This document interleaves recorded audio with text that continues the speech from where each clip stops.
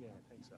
Appreciate all you're doing behind that. Everybody's got more than one person that said, I don't know, Chris has told us what's going on. So.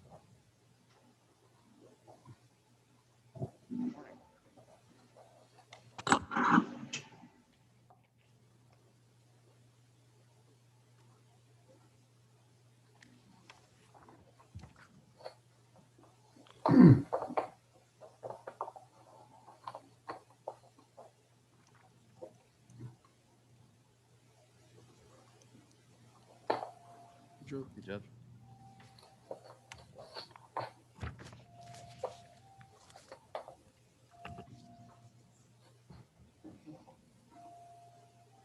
Okay.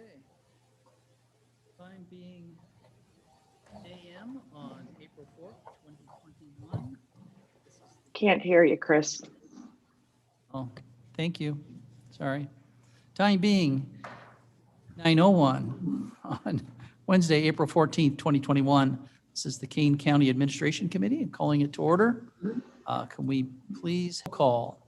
Berman, Yeah. Davis, Davis here. Ford, Fries, Here. Gums, Comes here. Shepro, Martin, Martin present. Caius. Caius present. Okay.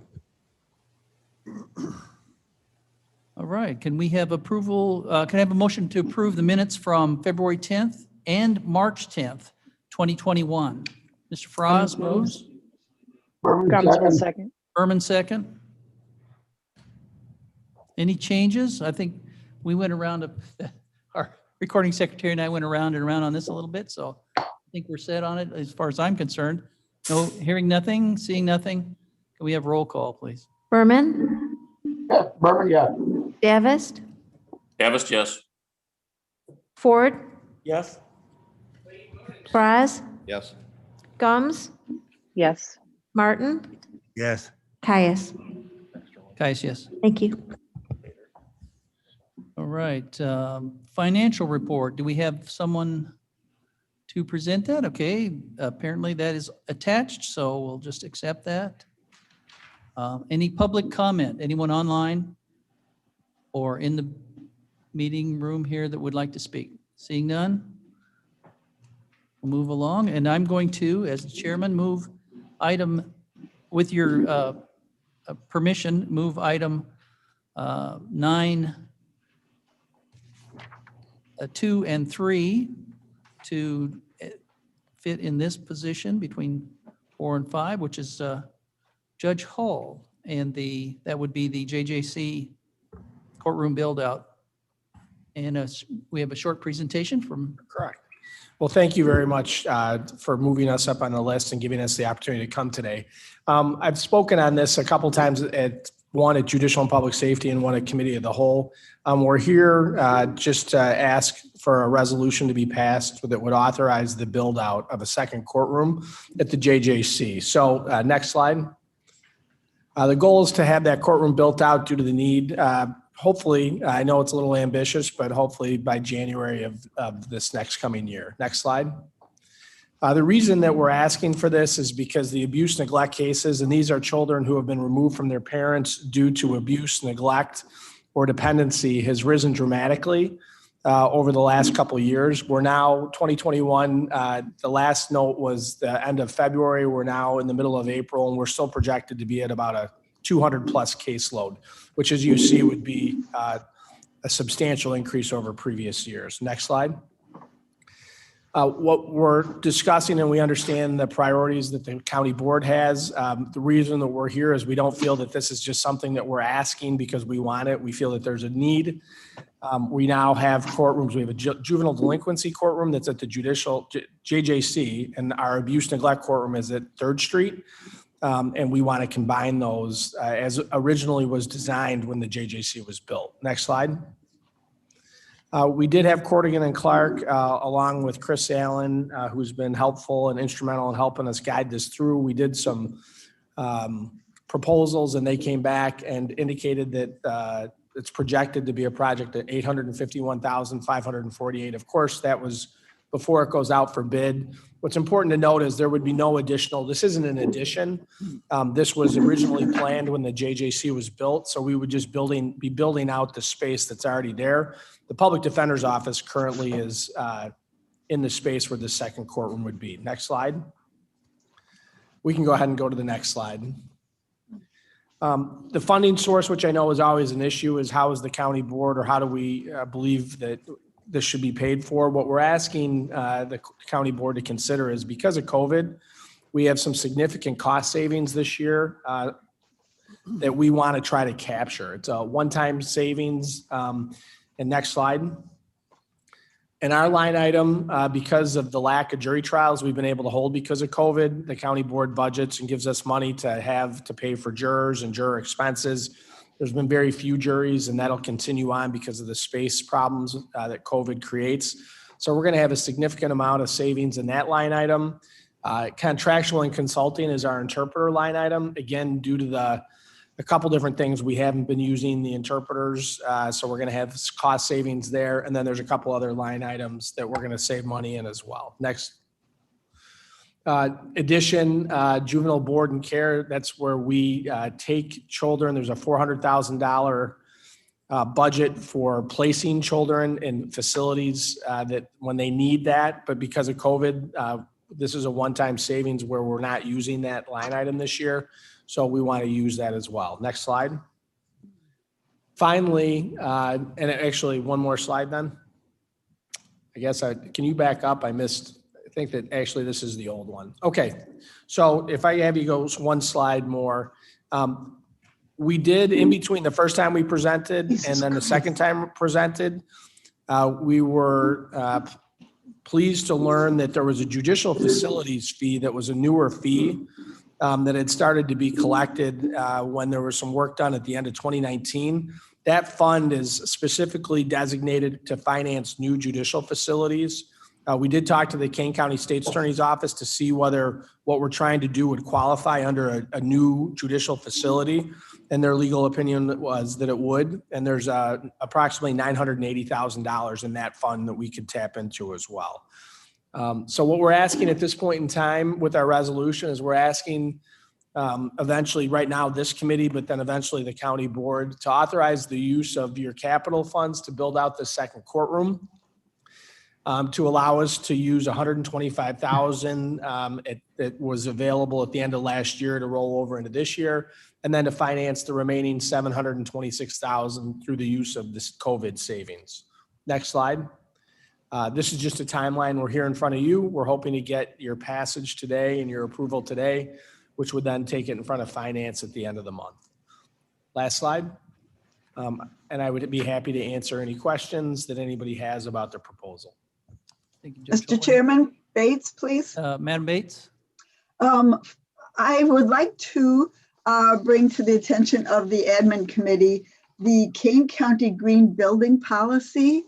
With all respect, this policy requires that this would be called a non-major renovation or remodel, which is less than 50% of the building's replacement cost. The stipulation in the building policy is greater than $1 million. This is not quite greater than $1 million, although it might become greater than $1 million, I believe, possibly. Most things do go up from their estimate. So I would ask that that we look at the green building policy and make sure that this project complies with the green building policy. Yes, ma'am. This is Chris Allen. The green building policy is going to be 100% considered in this project, and that's Chief Judge Hull's team is very supportive of that, as well as our design team. I should have known, Chris. Thanks. You're welcome, ma'am. Ms. Bates. Mr. Froz? Chief Judge, I'm just curious, you call for the use of some capital funds. How can we guarantee that those are going to be paid back? Is there a guarantee that we can have? Well, there's a couple things. One is when we're looking at our budget, so we have significant savings as of right now with our jury and our contractual. So we feel like we're in a position where there shouldn't be any reason why we won't have that money. We're not anticipating even just going on a month-to-month basis. Even if we were to restart jury trials right now, we would still have that savings.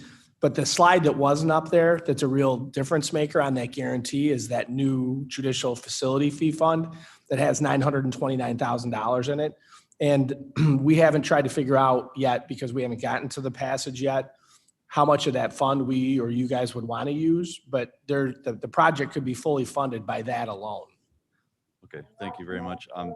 Yeah, this building was designed to have this function built into there. It's a shell space that's been awaiting this use, and obviously there's a need for it. It's a much bigger picture thing. I wish we could attack the core reason why we need this extra facility. I don't know why. Also, the fact that it's gone up so fast in such a short period of time really concerns me. So, physically we need to do this. I support it 100%, but I also would like to look at the bigger systemic issues also sometime. Thank you. Yeah. Mr. Martin? Yeah, I have one question that can be answered and one that can't. How much, I mean, I'm not suggesting that we don't meet our needs, but how much of is there any speculation or science guessing at how much of the abuse and neglect that we've seen elevate is the result of the pandemic? Because I want to make certain that we do what we need to do to properly administer the system, but I don't want to sit with an empty facility. And I guess the second, let's assume naively that 3/4 of it disappears. Will there be a use for this facility if we build it out? I guess I don't know what happens. And, the pandemic has created a lot of questions. And this is, to my mind, it's a huge one. The second one, which I'll let you answer first. If the PD's in there now, where do they go? So we went over with the architect, and there's some space there that's like a break room. There's another office that's not being utilized. So what we were able to do with the help of the contractors, they went over there, and there is space right now, a conference room and a break room that they would then create and turn into office space for the PDs. So is that part of this 800,000? Correct. And the PD has been involved. We obviously, as you know, we had a change in the state's attorney. So Ms. Mosser went over there the other day and had some concerns that we had to address as well. So Corrigan and Clark is currently looking at that, but they don't believe that it's going to cost us anything that I guess a substantial amount to change and to build a wall there to get them the office. It's a wash, he said. So now address the impossible question. Well, you know what? So everybody, and the chief judges across the state have all seen the same rise. And I don't think it's COVID related. Speculation is that it's because of the AJ Fruitt case out of McHenry County, where the child was killed by his parents, and two DCFS workers were charged criminally, charged with neglecting their job. And as a result, what we've seen is a shift where DCFS for the longest time was trying to do intact, where if a case came to their attention, they didn't bring it to court. They were trying to take care of it on their own. Now, after that, over the last year and a half, they're bringing everything to court. And so as a result, we don't believe it's COVID based. We believe it's a policy change. The chief judges have asked the head of DCFS to come to our meetings to try to verify that. But they have yet to come to that meeting. But about the space, as Mr. Franz had said, the original intent was to have both juvenile courtrooms. We've always had two: abuse, neglect, and delinquency.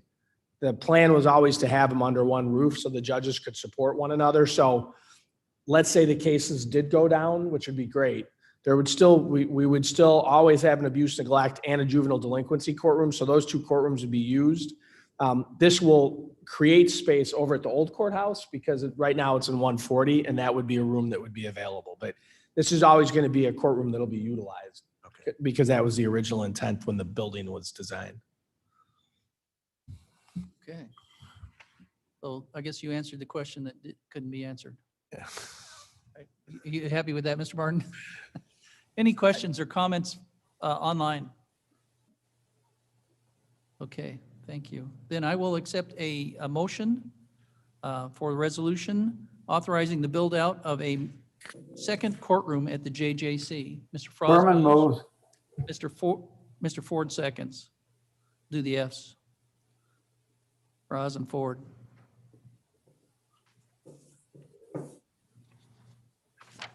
And if there's no further discussion, roll call, please. Berman, Berman, yes. Davis, Davis, yes. Ford, Yes. Fries, Yes. Gums, Gums, yes. Martin, Yes. Caius. Caius, yes. Thank you. Passes Thank you very much. And thanks for letting us. Mitchell. Yeah. Take care. for Bye-bye. your meetings. Thank you.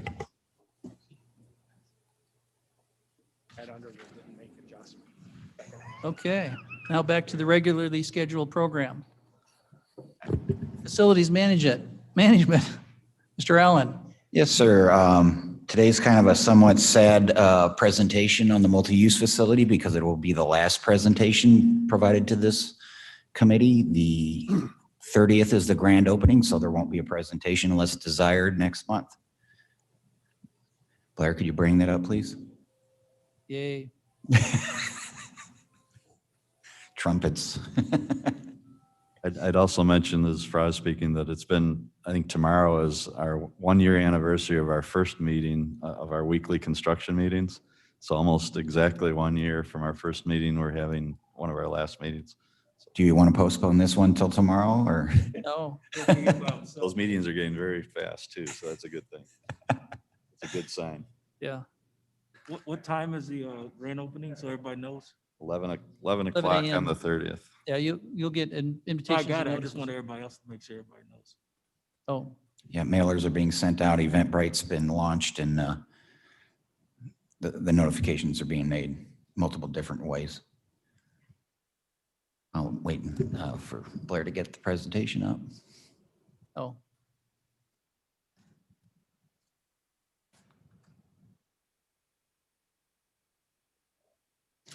If it pleases the chairman, I'll go through some of these other items while we're waiting for that.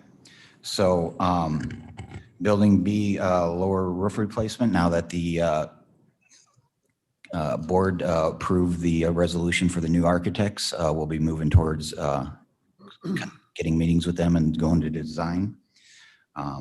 Building C RTUs had kind of a delay of some equipment needed to get those things properly running, and we're working through that balancing and the ongoing issues. Again, corners, office demolition and Fabian building demolition is now going to be able to be given to one of the newly awarded contract A&E teams. Parking lot and repairs, this is similar, same thing with sidewalks and replacements. And all CARES Act items have been installed, so we won't see that next month. And then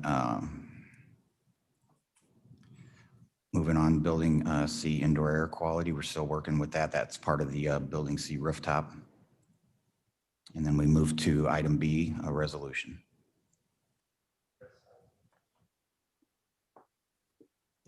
I gave it to you on a flash drive. I can run up and get it.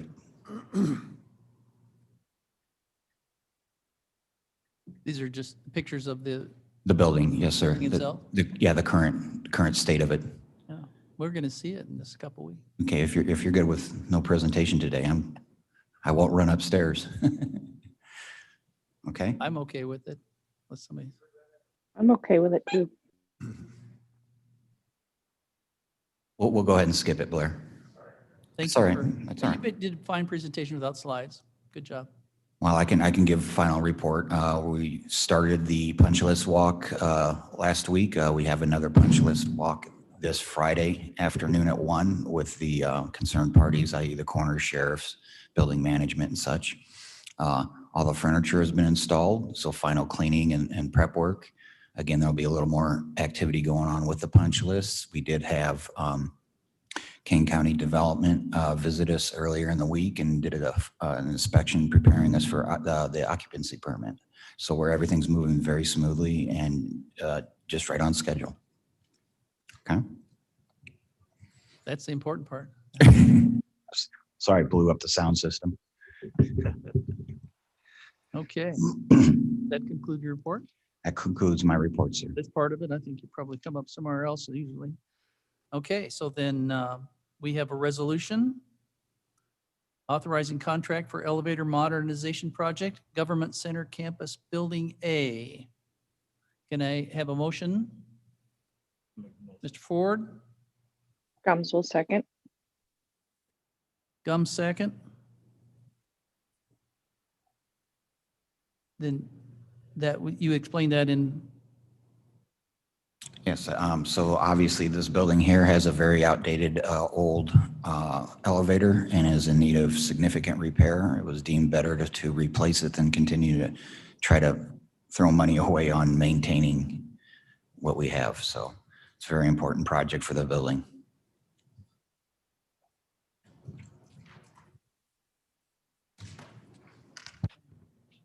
any questions? Just out of curiosity, how old is the existing elevator? I'd have to go back and look, but I believe it dates back in the 70s. Okay. It's 1970, not 18. Sure? Are you sure? I just want to say that being involved in elevators in the past, how important it is for us to upgrade. It's so much difference in the design and the backup mechanism for elevators these days.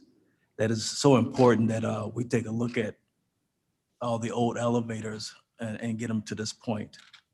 That'll be part of the guidance to the architects who we'll hear from later today in reference to the building master plans or the county master plans. Right. We got a lot of systems, Mr. Ford, that you're aware that need a lot of looking at and a lot of attention.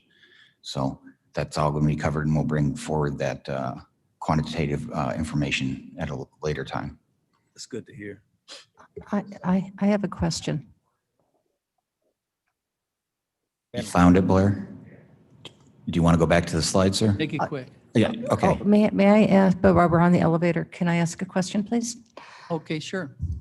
How are we going to, what are your plans for accessibility? So if somebody is not able to walk up the stairs to attend a county board meeting or to go to the treasurer's office or?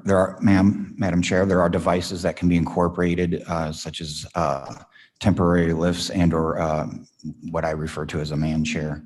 We'll make sure that there is accessibility as per ADA requirements. And actually, we've got a resolution moved and seconded, so let's deal with that first, and then we can show the slides. Yes, sir. This is on the elevator, then. Any other questions, Madam Chair? So there's going to be just clarification again to make sure, I want to make sure that we're all sensitive to this so that we're in complete compliance. So it's going to be independent, or is it going to be supportive? So there would have to be, they're going up the set of stairs. How would they get up the set of stairs to get here? It would depend on the scenario and what can be provided in this dated building, which is obviously a challenge. And I still need to work through whether or not I'll have somebody stationed down at the front doorway waiting, or if we'll manage it through appointments or something of that nature. Can a temporary ramp be put up? Well, the issue is the third floor and the fourth floor, and how the third and fourth floor serves staff members and publics. It's how long will the repair take? I don't have an estimate at that time, but generally they're about a 4-month project. This was to start to finish. This was a 3-week construction project, though, right? Yeah, start 3 to weeks finish. while the elevator's down? Isn't that right? Design and remove the old cab. We're going to reuse a lot of the internal cabs. So when the elevator project's done, it's going to look like the same elevator, because essentially it is. But the question would be, how long is the elevator going to be inaccessible? I'd have to get back to you on that. I think it said that there was a completion time for the work itself was 3 weeks. Yeah. The RFPs from your accepted urban Yes. contractor? We 3 to 4 have, weeks. we have to make reasonable accommodations. So we must ensure that those reasonable accommodations are met for anybody who may need it. Meaning that if somebody works upstairs on the 4th floor and can't get access to it for whatever reason, they have an accommodated office downstairs. And as far as board meetings, that may be something we want to take a look at, and reference perhaps the state's attorney can review what we actually need to do. If it's opening up the auditorium downstairs. That would have been my suggestion, possibly having the broadcast of the downstairs so they could observe the proceedings. Correct. If they can't get And onto the same floor. participate in the, as well. Right, yeah, for Zoom, like a Zoom meeting. Yes, correct, sir. Shop drawings, 2 to 3 weeks. Lead time for materials and equipment deliverables, 10 to 12 weeks, and completion of work, 3 to 4 weeks. 3 to 4 weeks, yeah. Mr. Froz? Yeah, I would, the stairwells are so narrow in this building. I don't know that there's any way we could do something and without traumatizing the person. But the demand is so low, I think it'd be fairly easy to, even if we set aside a little room down there on the lower level, if somebody does show up, we have the department come to them and, see what they need and accommodate them on the ground floor level. And there's no reason that person has to physically go up to building management or somewhere, or I'm sorry, the building department or development department. If that person, we can send a representative down to meet with them. And as far as the county board meetings, yeah, the auditorium is already wired for sound. So we can accommodate that fairly easily too. But it is going to be a very, very small demand, but we can accommodate it. But this whole thing kind of makes me think, we're spending another $107,000 on this building. We got a brand new generator out there. I forget what that costs. Yeah. And if the boilers go out, $1 million. So we just gotta, there's no way around it. We're not gonna have a new building by the time the needs for that elevator be replaced, but just something that bothers me. Sure. I'll join in being bothered. It's just like having a car. We're putting a that's lot of perfume on a pig, I like think. when you have a car that is suddenly having a lot of repairs, that's just before you trade it in. So. Right. I don't see the new model coming along the line, though. It's a problem. Is there an accepted procedure or a better procedure for examining just exactly how the accommodations will be made? I don't know if there's. As recommended, I'll get back with the state's attorney's office and figure out the exact language into the level, the extent of what we need to do. So that way we're meeting all legal guidance. Okay, Thank you. satisfied? Okay, anybody online with questions or comments? Yes, this is Deborah Allen, Mr. Allen? Caius. I just want to say that I tend to like old buildings, and this one has been well-built and is lovely to look at and easy to access generally. And for the employees who work in the building, the window's open. So if you want to enjoy a spring breeze, you can do that. I just think that this building has a lot of use left in it. I'm not saying that we shouldn't make plans for moving out to the Judicial Center, but while we are here, it's a glorious building and a nice place to spend time. And the architecture, with the exception maybe of the stairwells, Mr. Frost, I certainly agree with you there. I think the architecture improves the life of those of us who use the building and those of us who work in it. If you want to do a survey of the people who work in the building and ask them if they really hate being here, I don't do that. I'd just as soon have real data.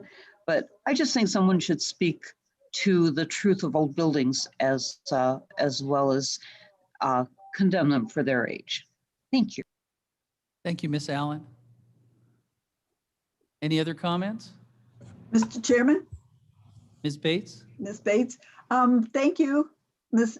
Allen, for those comments. And I would like to say that I also appreciate the history of our Building A, and that I think historical buildings contribute to the quality of life of our community and our workers. So thank you, Ms. Allen. Thank you, Ms. Bates. Okay. Any other comments online? In the room? Then hearing none? Oh, excuse me, Mr. Just a Ford. quick thought. We're just talking about access for using stair lift, and Drew mentioned how narrow our staircase is.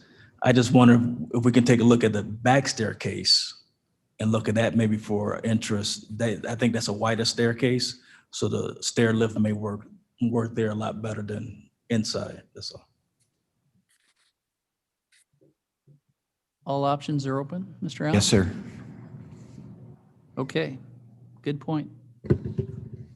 Okay, then, hearing nothing else, then please call roll. Berman, Berman, yes.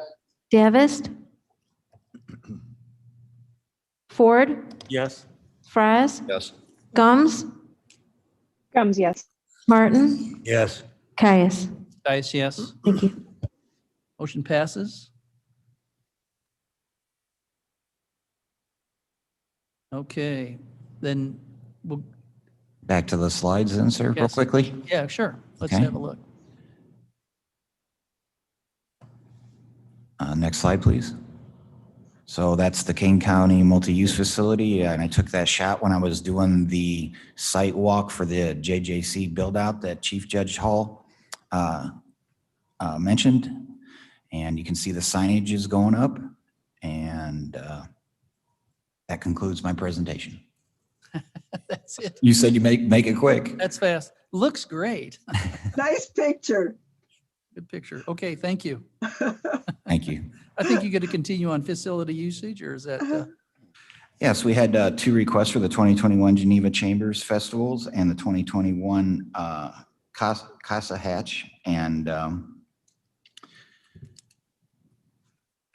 do believe the board is, or the committee is now informed. okay, nothing that we have to, nothing to vote on, and we don't need a consensus or anything to do that. Information only, sir. So the information is in the packet Yes, sir. on the items. There's 3 or 4 items for the village. Mhm. And it's the hike around the courthouse, is that the hike around the courthouse? Yeah, they put up, That's a hatch, as was mentioned in a previous committee meeting, there's signage up in support of the CASA program. right. Okay. Hands around. Oh, hands around, that's it. Hands around. Yeah. Great acronyms, they always get me.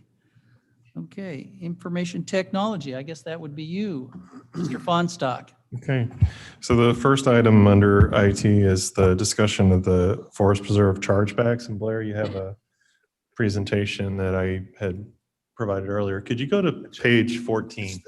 So the early part of this, which was sent out, reflects the work that was done last year in October and November. We had a fee study done, and it was just to determine what the appropriate chargeback rates are for all of the non-general fund offices, departments, and agencies that use the IT department's service and support. So we chose to go with option 3, which was based on the staff support services labor portion of the budget. So it deals with wages and benefits. And we were looking at recovering basically the costs of IT support and services based on recovering that amount of wages. And so the formula that was provided basically took our gross wages and benefits and divided it by the number of employees to get the cost per unit. So if you go to the next page, Blair, we took that information and created a bunch of chargeback forms for the different offices and departments that we work with. And this is the Forest Preserve's hardware and software costs. This is what our actual hardware and software that they pay for. This is separate from reimbursement for support services. So they pay their actual hard costs, we would refer to them as, in a invoice, and that's paid in full annually for the different equipment and software that they use.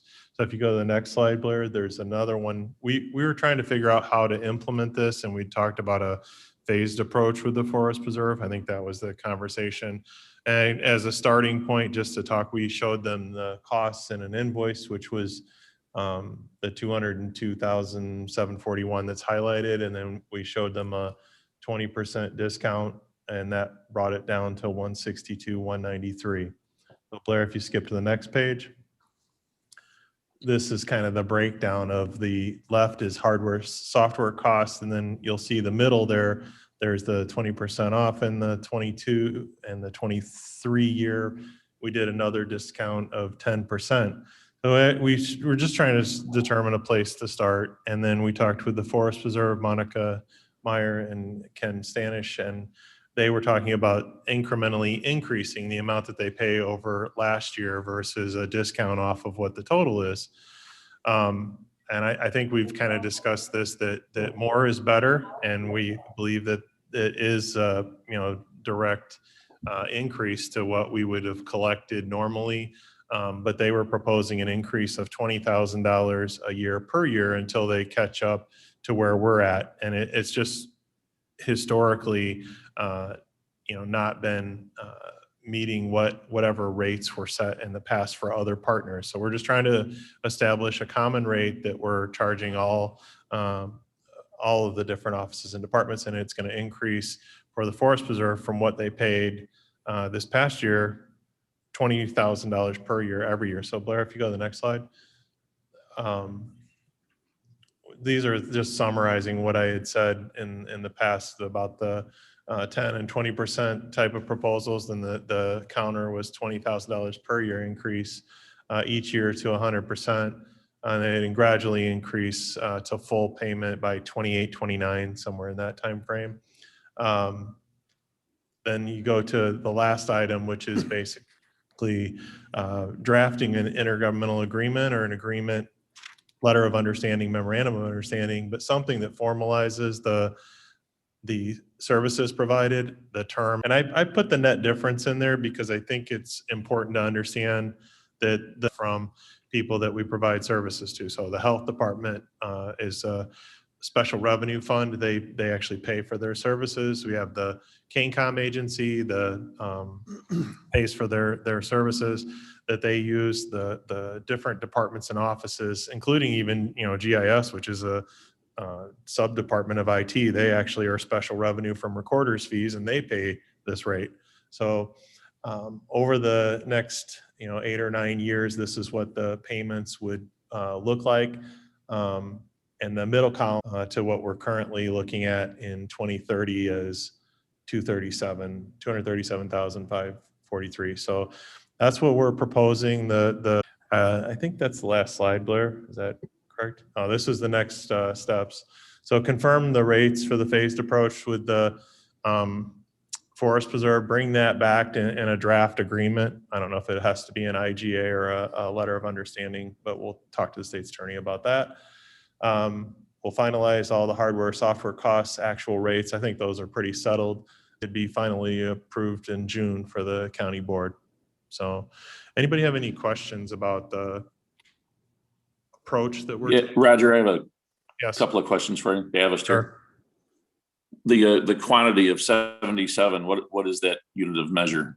That's the number of employees, and I think that we were working on that number by a couple right now with Ken, but it's the number of FTEs. Okay, all right. And you guys dismissed the actual work ticket approach in favor of of this formula?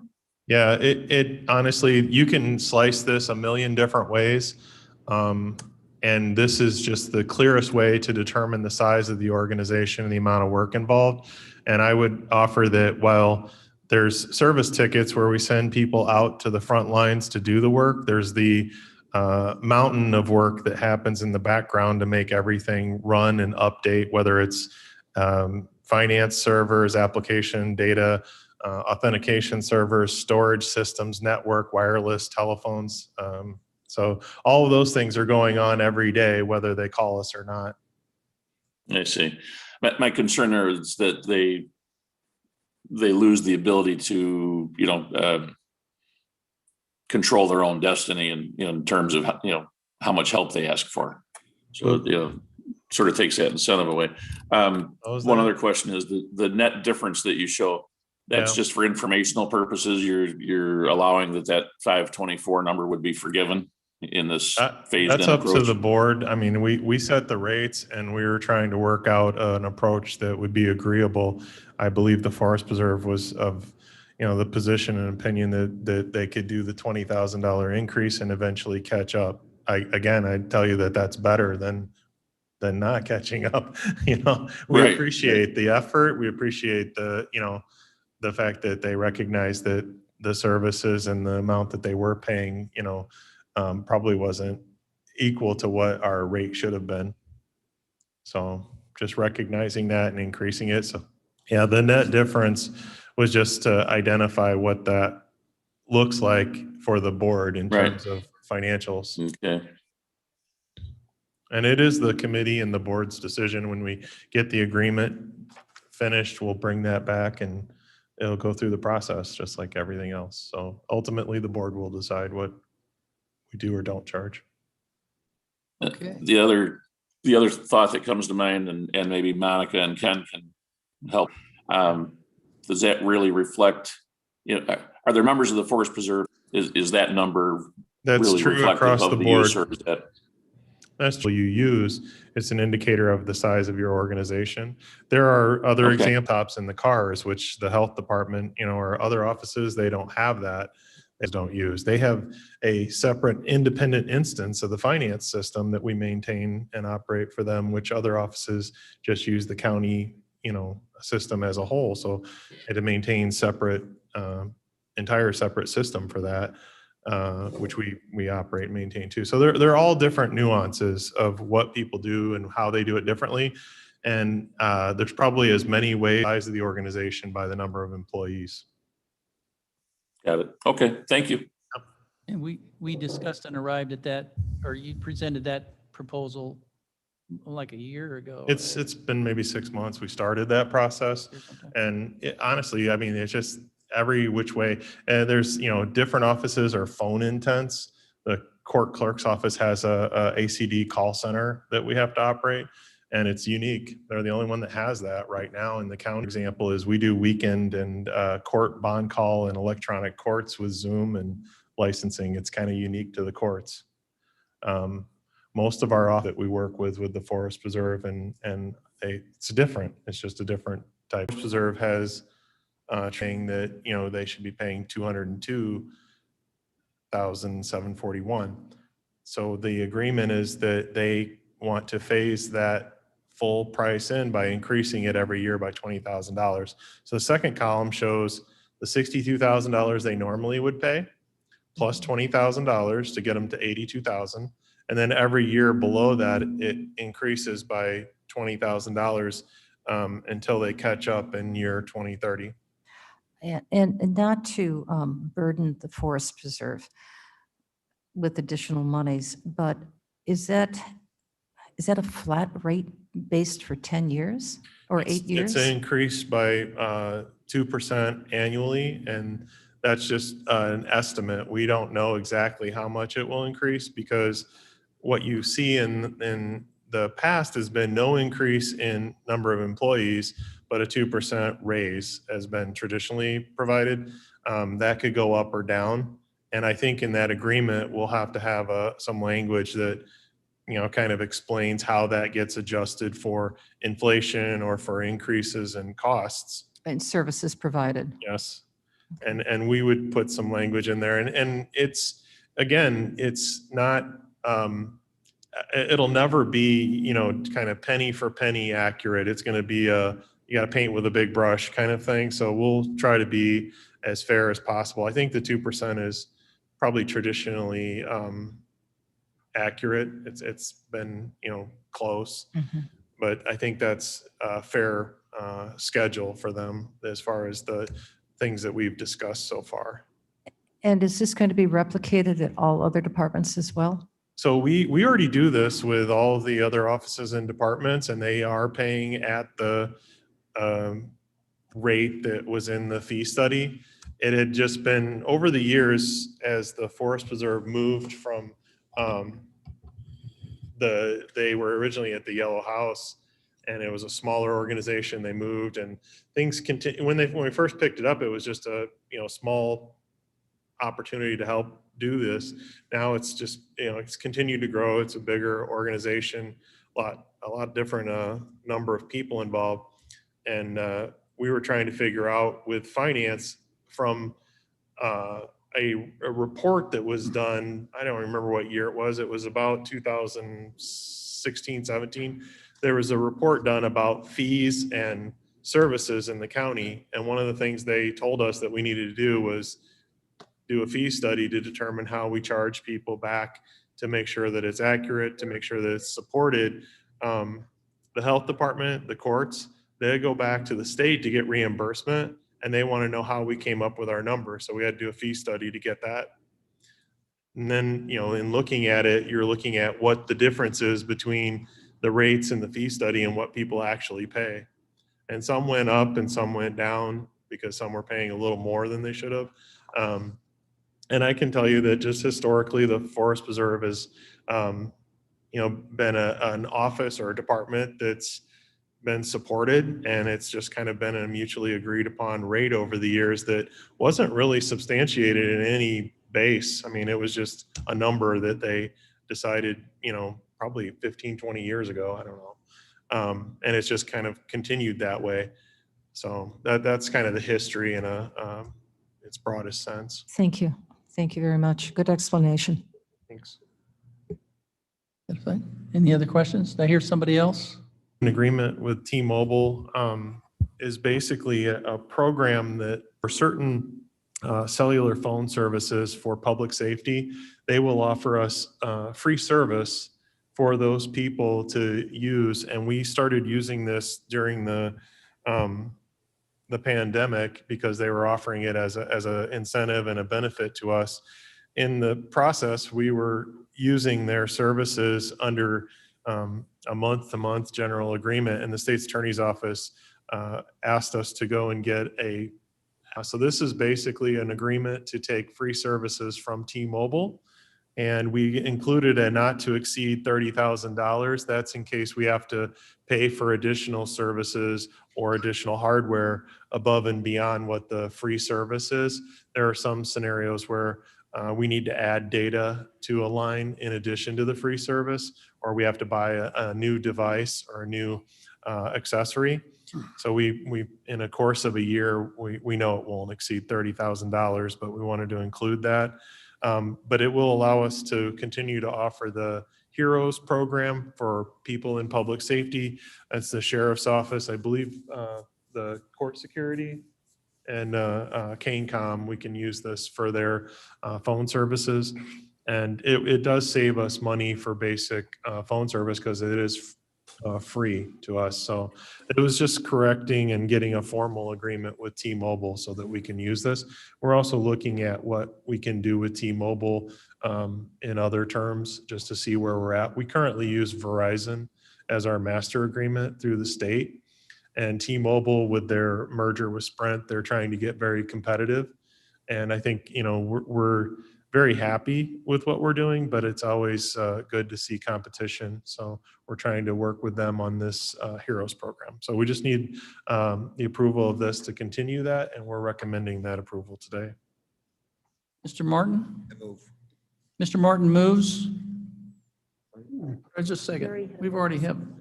Yeah. Did that already? I'm sorry. Yeah, no, we've got a motion and a second. Is there any discussion?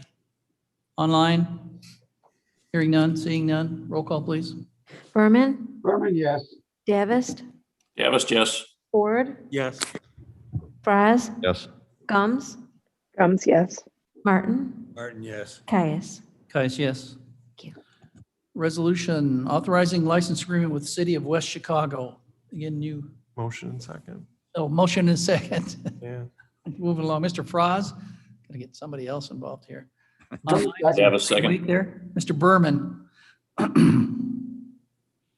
Okay. So what you have in front of you, there's actually two parts to this, but the first is the license agreement and easement use with the city of West Chicago. And what you have is basically a license agreement for us to install a fiber cable in the DuPage Business Park, and it will go to the data center in that park. We use the data center now and we lease lines from the park. The park is getting out of that business, and they don't want to continue to operate, maintain the connections. So we talked to a couple of private providers about leasing the lines from them. And what we determined was that the cost of ownership to build it ourselves versus leasing it from another third party, we actually had a payoff or return on investment period of about 4 years. We'd own it instead of leasing it. So what we proposed was to build the fiber to the data center, and we would own it and also have the option of leasing fiber to the data center to other entities if they would like to do that. So it'll give us also some potential revenue if there's other cities that would like that same service. So this was a project that was budgeted and a part of our fiscal budget that was passed for 2021. So the construction part has already been approved and is ready to go. We're just trying to get the license and the easements settled with the city of West Chicago. So this agreement allows us to simply put the cable in the right of way, put our structures in the right of way. This was worked on with the city of West Chicago's legal counsel and Megan Baxter from the state's attorney's office. They're granting us the license, and the fee per year is $2,023.20 per year for us to use it's about 2 miles of easement and right of way. If you look at the actual resolution there's a couple things that need to be changed, and we were going to try and change those either now or through finance. We're still getting some final information on the actual license. One piece that we're waiting for is some insurance addendums and some insurance items that we need to include. We're going to have those in time for finance. We do know that in paragraph 2 in the actual resolution, the cost is $2,023.20 for a 10-year per year for 10 years. And the paragraph 3, it says it has $9,033 in the actual number, but it says in writing $30,000. I believe it's not to exceed $30,000.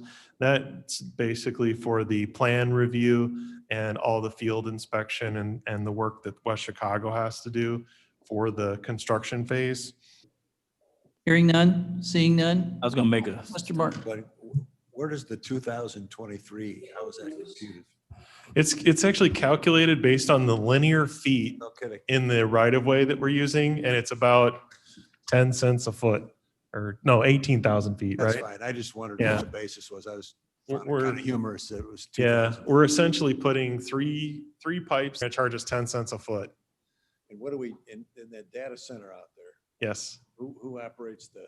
So the data center is a SBA Edge. So it's a tower company that owns a data center outside of Chicago, and they provide services for co-locating our computer equipment. So we run servers, storage, network services out of there, and it's providing us with a lot of things that we just can't get from one of these old buildings. Everything from power, redundant power, generator, air conditioning, security. with Yeah, the concept? yeah. But that's what we're doing with it. And the last thing we had done was redundancy. This is help us with the redundancy. Absolutely. Yeah. It's going to come, the fiber will come in from the south on Fabian, and it comes from the north on 38. And it actually attaches back to the highway and fiber system at 38 and Kirk and Fabian and Kirk. So we come out of the data center 2 different directions and attach. It'll never be down. That's the goal. There you go. Okay, any other comments, questions? Mr. Ford? thank you, Mr. Chairman. I just want to say that this could really grow into a big positive direction for the county. taking this fiber and offer it to these different entities that are, a lot of them are looking for it and looking for the opportunity. So I'm really excited about this project. Thank you. And I have, to your Madam point, Chairman? Mr. Fort, excuse me, thank you. Thank you for recognizing me. To your point, Mr. Fort, how expandable is this? So if we wanted to increase services for other things, I know that it was brought to my attention that due to the cameras that the police officers are going to be wearing in the municipalities, there's Sure. going to be a lot of data on that. Can we expand that? Is Sure. that available for this? So the fiber that we installed in the county right away with the highway department runs from Algonquin to Montgomery. Also have fiber on Kirk Road that runs from Route 56. More than enough capacity for probably the next 10 to 15 years. And then we're putting in 2 additional empty conduits or capacity for probably the long term even. And the servers? Will Couple conversations with them and other agencies that as you do that, look at what the state's attorney and the state requires in terms of the evidence for the case providing at a larger scale. And the data center that we're in, I mean, the capacity to do it from there is there. I mean, we just have to buy additional storage, additional processing, and put it in. And it certainly can scale up to that. I think right now, how many cabinets Answered, okay? did we get? So then we're, We need a motion and a second for that, I believe, to discuss the. Berman moves.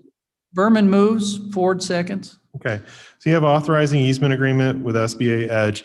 This was approved at a previous county board meeting and through administration.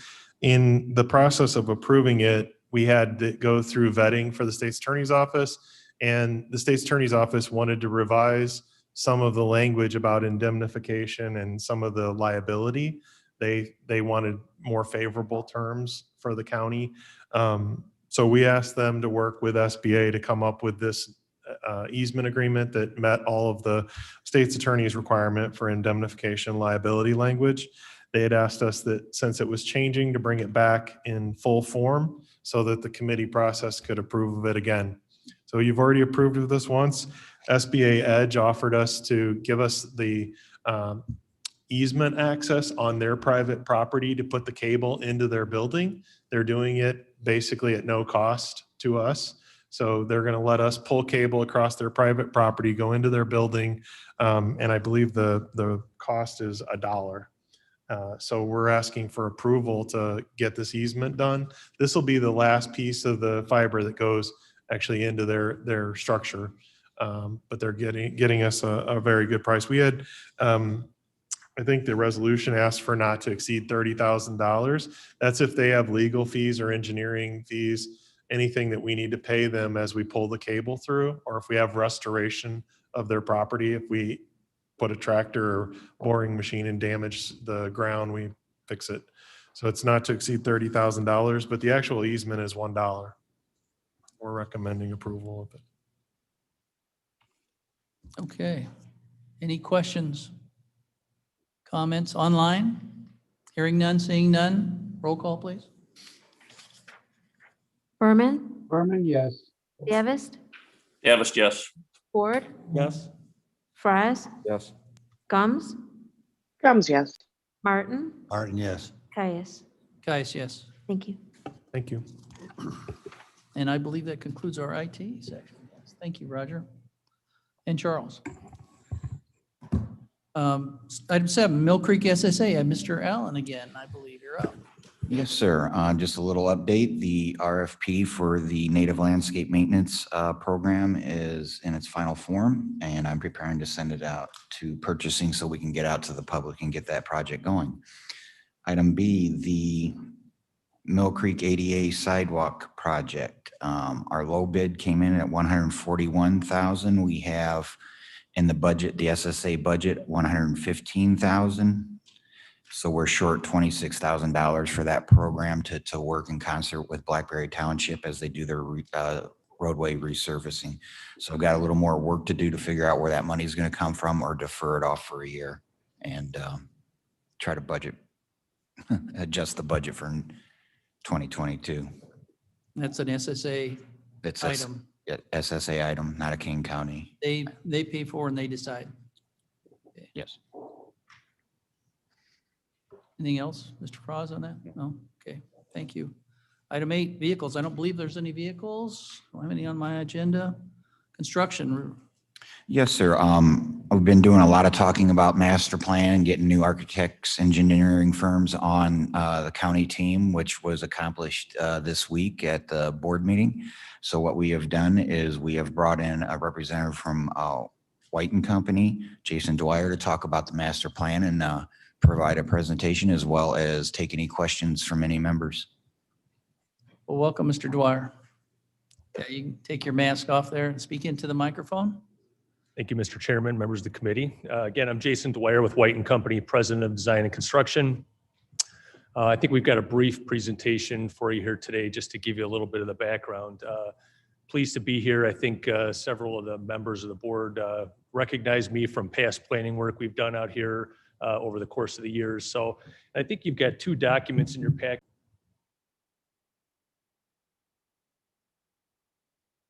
Next.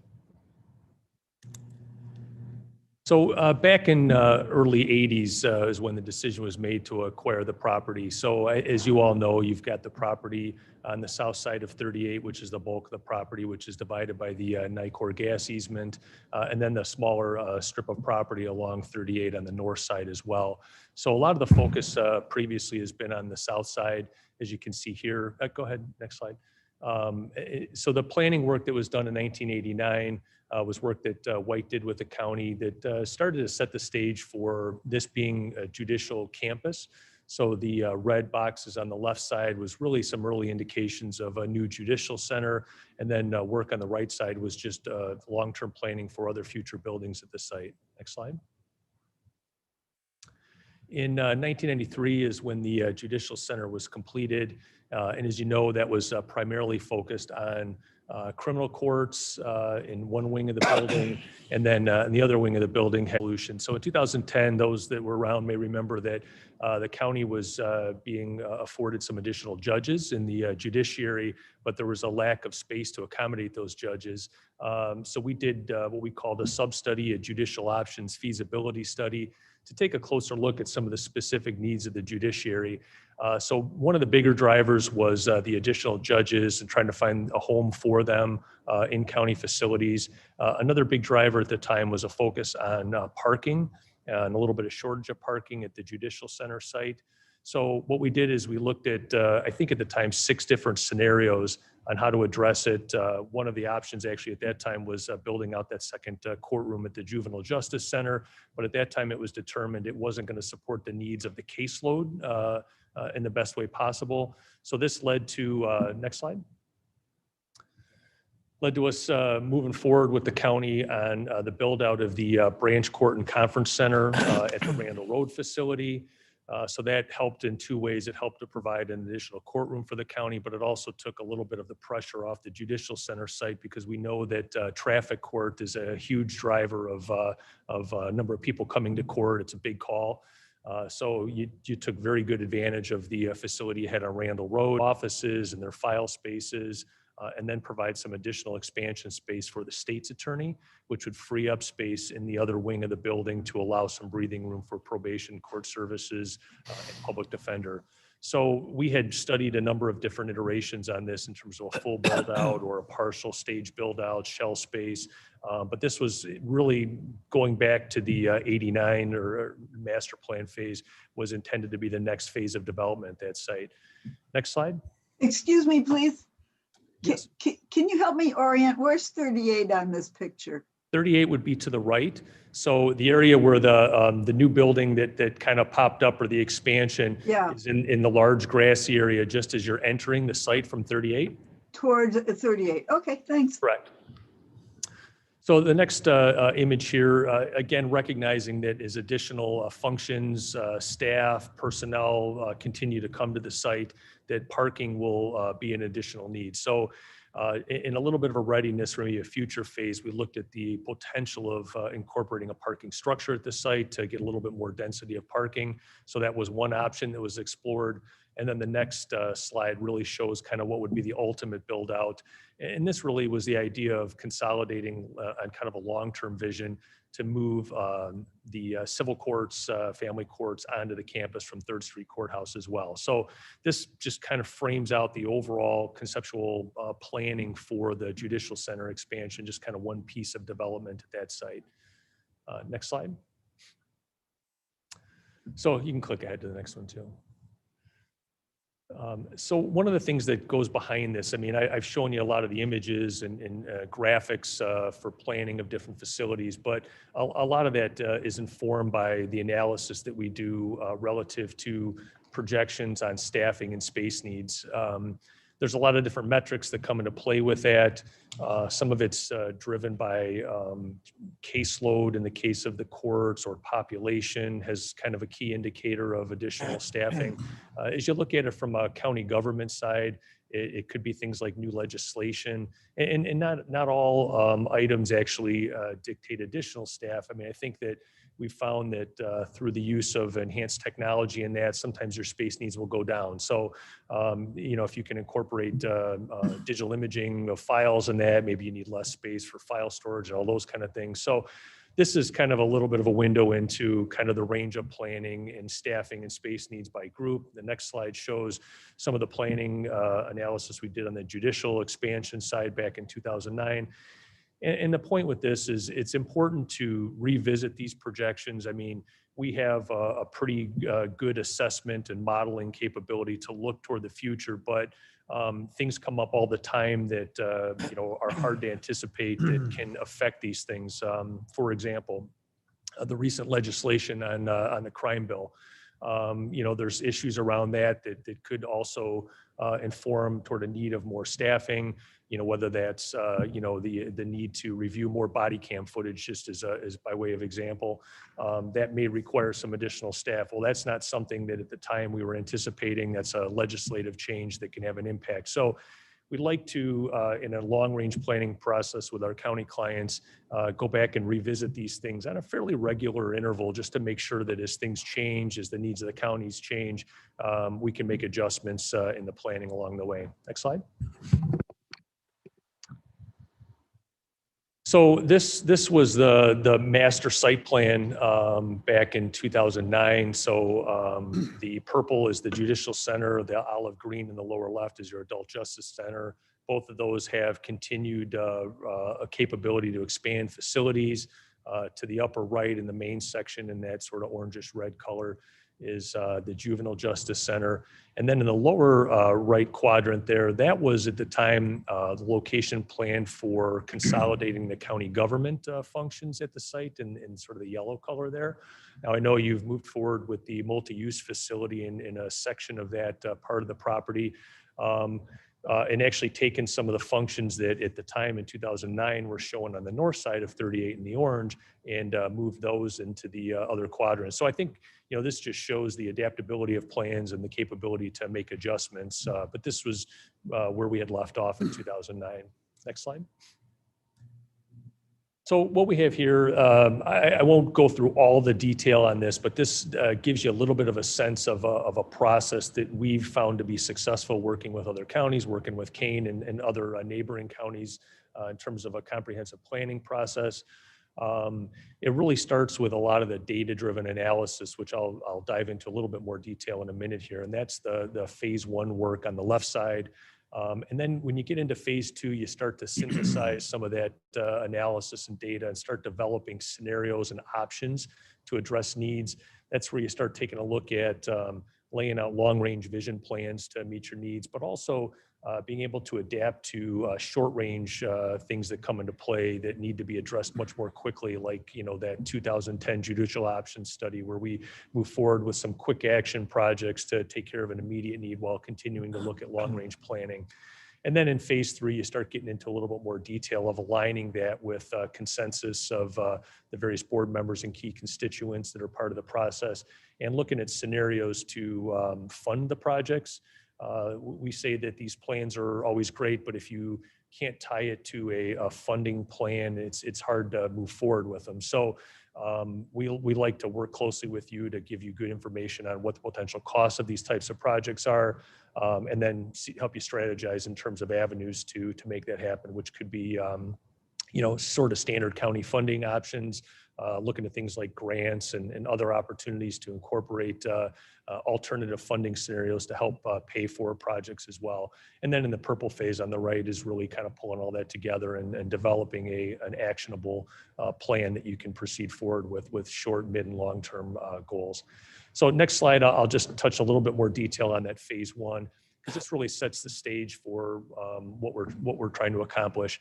One of the first things we like to do is really gain as much input as we can from all the key constituents. We call it an understanding first or visioning session.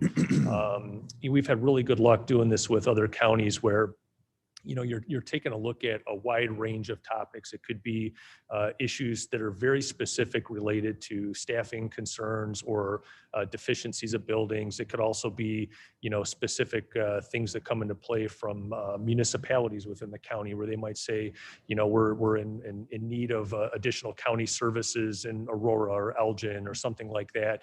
So helping to inform what are kind of your guiding principles that you want to put into play when looking at long-range planning? So these are the kind of activities we incorporate in the first session.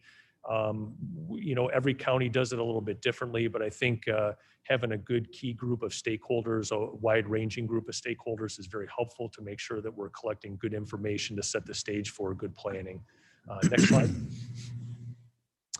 And then there's two other components to this, just in kind of this first phase. First piece being a really good analysis of conditions of some of your existing facilities. I heard discussed earlier today the value of older buildings and facilities that have served you well for a long time. We try to take a look at this with sort of a unbiased eye to say, how viable are some of your existing building assets to meet your long-range needs? That can be from a location standpoint. Are the services in the right spot? Is the condition of the building in good shape? What kind of continued investments would you need to make in those buildings to continue to have them as long-term assets? And then other things like, I haven't been to this campus many times. I know over the years there's been a lot of discussion about just wayfinding and how does it work for folks that are coming here? Do they know where to go? Is it clear? Is it easy, convenient?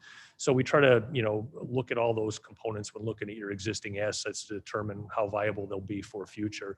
And then next slide is focusing a little bit more on the detail on what I'll call the long-range space planning, staffing needs. Back one, actually. This just is a little snapshot of a couple modeling scenarios. These actually were from Will County, so don't look too closely at the detail of number of judges in that. It was a different county, but this just shows an example of different models we use to kind of look at workload indicators and key drivers of change so that you're having the most accurate prediction you can of what your long-term needs will be. So that's where we'll sit down and typically we'll interview all department heads, elected officials to try to really understand in more detail specific operational concerns, specific deficiencies, so we can weave that into the process. Next slide. So back to the overview, just kind of gives you the idea of what we're looking at. What we found is that every county has a little bit different need. Some counties have really robust inventory of existing buildings. We spend a little bit less time on that. Other counties don't have that, and we need to spend a little bit more time. So what I would recommend is further dialogue to really frame up the specifics of how we can help to move forward on the project. We have a good background understanding, having done a lot of planning work here at Kane County, so that I think is helpful. But ultimately, this is your plan. We're here to just facilitate and bring our expertise to help you formulate a plan that's going to be best for Kane County. And in order to do that, we need to spend a little bit more time with you to understand exactly where you're at, what kind of key things are on your mind, and how to incorporate all the important factors that are important to Kane County. I know you have a new green building program. We want to, things like that are a great example of how to get those kind of functions in, sustainable strategies. we've had a lot of recent experience working on great sustainable projects, even, vast solar projects, net zero energy buildings. So I think, we're happy to bring any expertise we can to the table to help you brainstorm on different strategies and ways to best serve the county. So that gives you kind of an overview. I'd be happy to answer any questions that anybody has. Okay, Mr. Frost, question? Yep, thanks very much, Jason. Yeah, 1989, that was 32 years ago, and I think the board members at that time would have probably fully expected this plan to be fully implemented by now. But essentially, we took the last 8 years off as far as capital projects, and I was the one that asked that we start looking at our updating this master plan. And I thank Chairman Caius and Mr. Allen for putting it together so quick. White and Company was our architectural firm for many, many years. And they have a long, long history, as you can see, with developing these plans back in the day. And I was very impressed that over the last several years, even though they weren't our consulting architect, they did attend the admin meetings and stayed on top of King County issues and what this committee was doing. They do have extensive experience with other counties, which really impressed me. They've been through this with other counties, and they also have extensive experience with solar and green building type issues. But it just kind of struck me looking at the original plan, places like the Campana building, the 6th Street School, which doesn't even exist anymore, the Fabian campus, which will soon be empty, and the impact that our new multi-use facility will have on our plan all come into play. So that's why I asked that we start looking at updating this. And I really would like to work the plan, and it's going to be a balance of providing needs for the administration side, the judicial side, and there's a lot to look at. And I guess my one question is, do we need a formal resolution or motion to start going down this road, or what's the next steps? I can go next. If Well, you like. Mr. So Fonsack. I think, we discussed this, Chris Allen and myself, about, formulating what would be in a proposal to do the actual planning process. So getting that into a draft for the committee to consider, a little more detail about what the different requirements or statement of work would be. You have the months up there. It looks like 6 to 9 months kind of time frame. So the statement of work, the time of it, and the cost associated with the proposal, and then the committee would consider that and move it forward. I think that was the general outline. Mr. Martin? This is more of a comment, I guess, than a question, but one of the things that I like and I've understood about what the process is going to be is that we're going to look at the situation in the kind of the holistic sense of what should we be doing relative to how the world exists now and will exist. I mean, we've had a year now when we found out that we can work remotely. And I don't have science behind me on this, but anecdotally, I don't talk to anybody who works in an office, but there's going to be some kind of a hybrid situation. And what I don't want to do in the sense of planning ahead is planning the building of the 90s and the usage of the 90s. The concept of I mean, I've talked to hundreds of people, 10 people who are they're hiring people and they're living in Pasadena and they're working in Chicago. And it's just as efficient. And I like the idea that thought process is going to be built in here. The King County is a little bit unique in the sense that we have our 2 largest population areas at the extreme ends of the county. So we get to put everything in the middle, so it's mutually inconvenient for everybody, except those of us who live in the middle.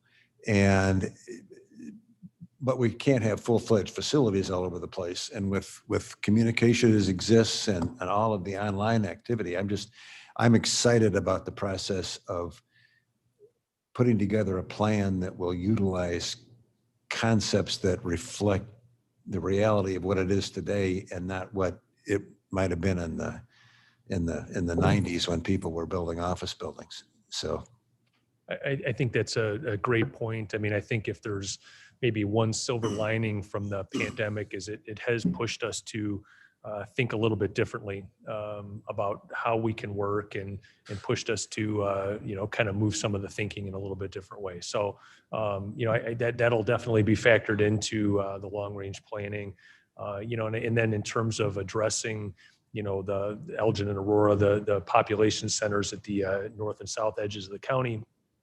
There's a lot of good hybrid models to that where you might be able to have a sort of a small satellite facility for people that still need a little bit of that face-to-face interaction, that aren't maybe quite as comfortable with technology, but it doesn't have to be as robust. You could have more of an outpost type facility. So you're bringing services to the constituents where they live. And that's really, dependent upon the specific aspect of what those services are. So, that's the kind of dialogue that we'll get into in the course of the study and one of many options that will be discussed and explored. thanks. Okay. Mr. Chairman, Bates, Ms. Bates. First. thank you so much for this great plan and for talking about sustainability and environmental considerations. There is some talk, especially in the environmental committee right now, about a solar field on the property. And so have you been talking to anybody about that yet? And I see there's some nice spaces, especially at the bottom of the picture, that might be considered. Yeah, we actually had just a very early initial meeting last Friday just to kind of get our thoughts together for this presentation. So I was brought into the loop on some of the discussions about doing a solar field at probably at the Judicial Center property. I think we started to even have dialogue about, where's the best spot to position that so as not to limit you in terms of other planning at the site. So I've already started to get a little bit of that detail, and we've done a number of solar projects. Last couple that we've done have been roof-mounted solar with new building projects on some net zero buildings, but similar concepts in play for doing ground-mounted solar as well. So we're starting to get into the loop on that stuff and looking forward to it. Okay, great, thanks. Madam Chairman. There you go. Thank you. I've heard conversation about the Judicial Center and expansion of that, consolidation of that, which is fantastic. We've had preliminary conversation about the Government Center and the need for potentially a new building to service our constituents. This is public service, and we're very customer-based. So customers do come here, they do interface with here, not to the capacity that they did with the Judicial Center, but it is a customer-based operation. The one thing that I've not seen on this master plan, which we know has come to the forefront very much so during this time of pandemic, is our health department. And that is something that we really need to put into this master plan and not forget about them, because that public health and our services of public health, whether it be mental health, vaccinations, just public service to our restaurants, to grocery stores, whoever provides food. That's a critical service that we provide, and they are in, although I've not seen the building yet, I hear it's not to the standards that we hope it would be. And it should be.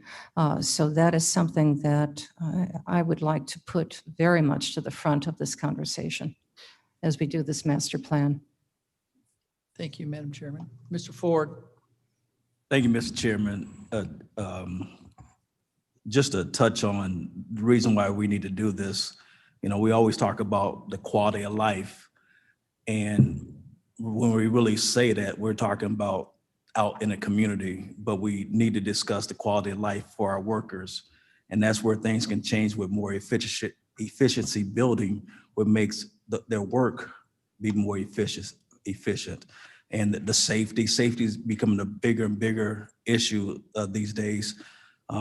Handicap accessibility. We do what we can in older buildings for handicap accessibility, but we really don't meet the real need for it. I am a big fan of historical buildings. But when we in America talk about historical buildings, they're only a few years old.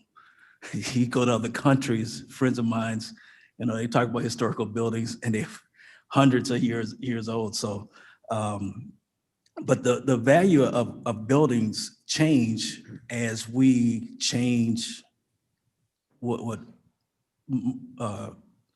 Martin was talking about. You can outgrow an old building and you can outgrow a new building.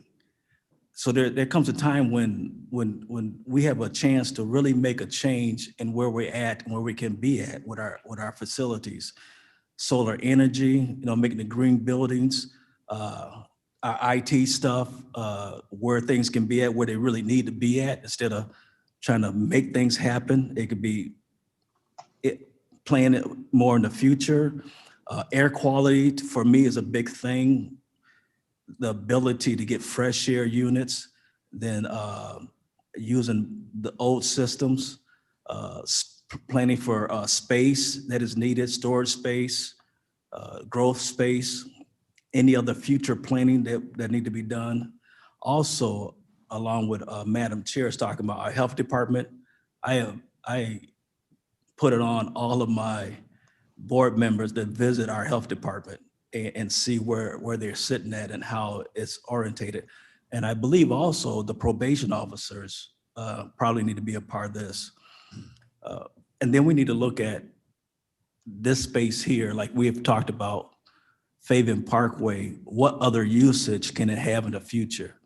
There's times when you put things on the tax books and get better use out of it. So this is not just a one look at fee. There are some other numbers that come into play with this that can counteract what we have to do to pay for all this.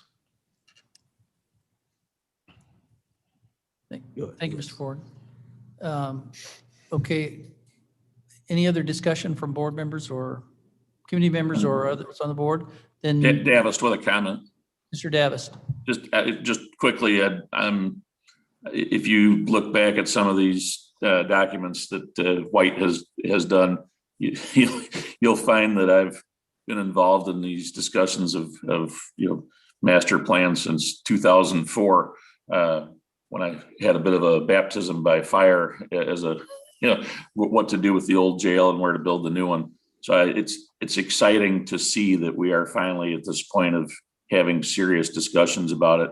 The folks at White have a tremendous amount of history with us and knowledge of who we are and where we've been. So I look forward to having this discussion continue. Great. I as well. Any other input? Mr. Ms. Chairman, Adams? thank you. Two different directions. As much as I like old buildings, of course, you have to adapt yourself to fit into the old buildings, and we've done that as best as we can.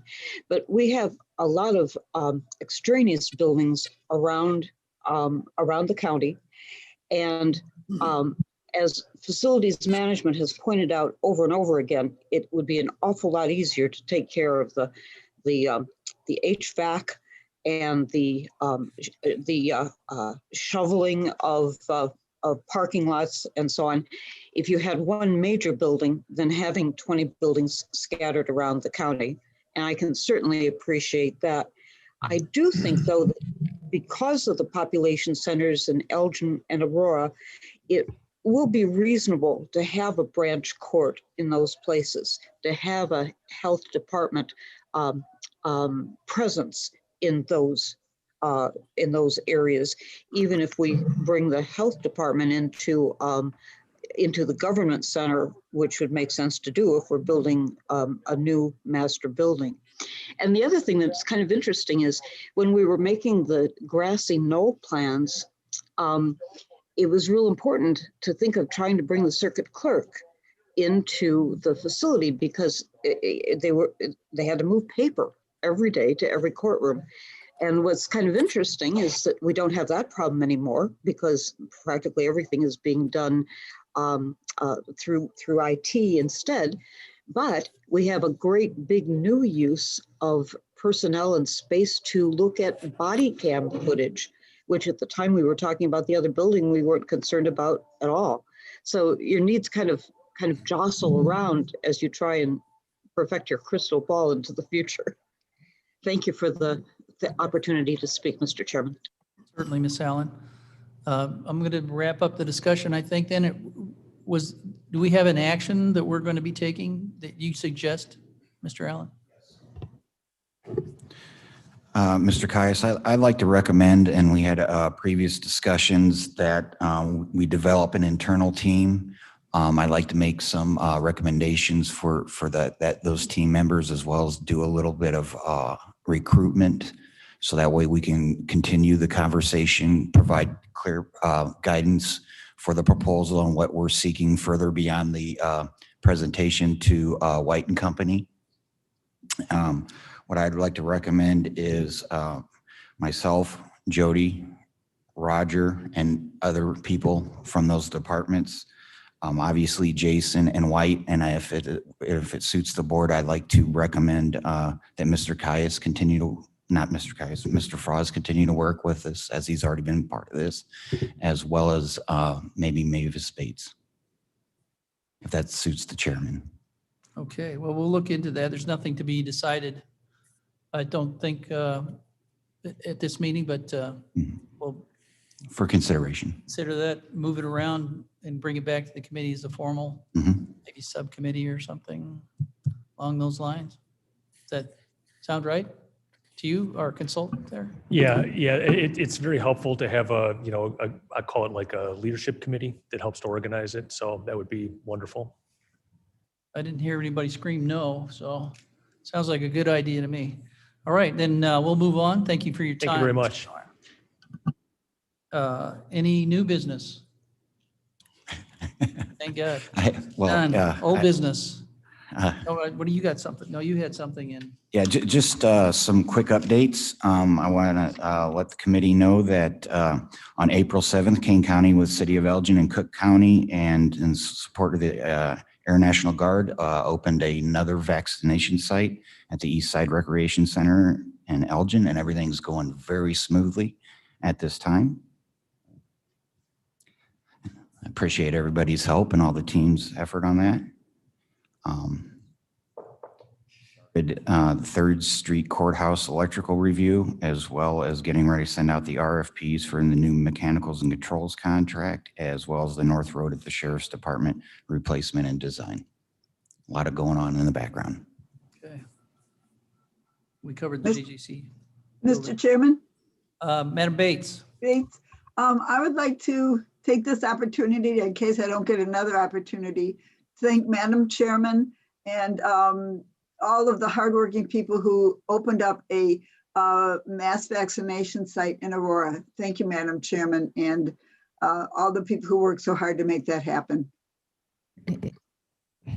It's our job. Thank you. Well deserved. Commendation. Okay, was there a grant involved in that potential announcement? No, that was not it. Okay. All right. Then I will entertain a motion to place the reports on file. Mr. Ford moves. Martin seconds. Martin seconds. Roll call, please. Berman? Davis? Davis, yes. Ford? Fries? Yes. Gums? Gums, yes. Martin? Yes. Caius? Caius, yes. Thank you. Motion passes. Regrettably, we don't have an executive session today, so we can move right along. Or no, Davis moves to unfortunately, adjourn. Comes a Mr. second. Davis. Martin seconds. Martin second. All in favor? Aye. Aye. Thank you, everybody. Bye. Thanks, everyone. Thank you. Thank you for attending.